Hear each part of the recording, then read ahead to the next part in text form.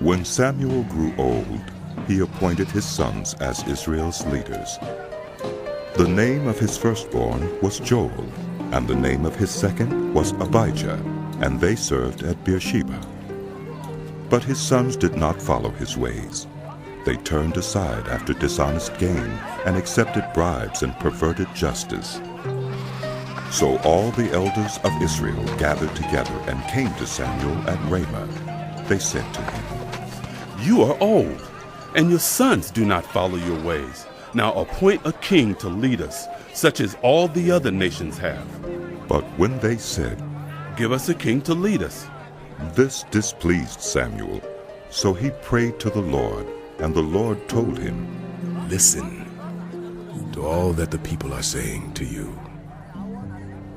It is not you they have rejected, but they have rejected me as their king, as they have done from the day I brought them up out of Egypt until this day, forsaking me and serving other gods.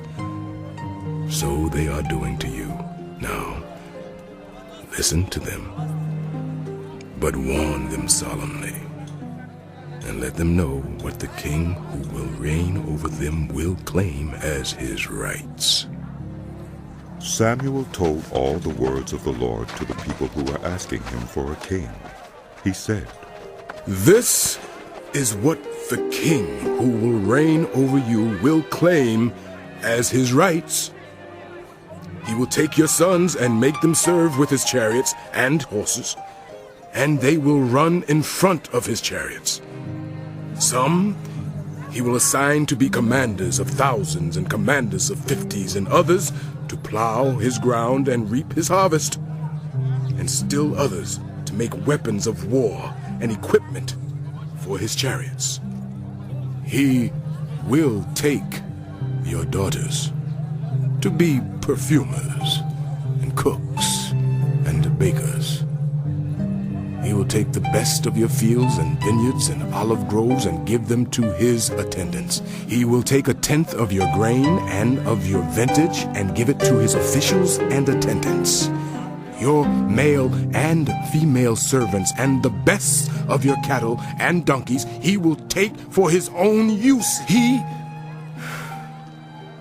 will take 1/10 of your flocks, and you yourselves will become his slaves.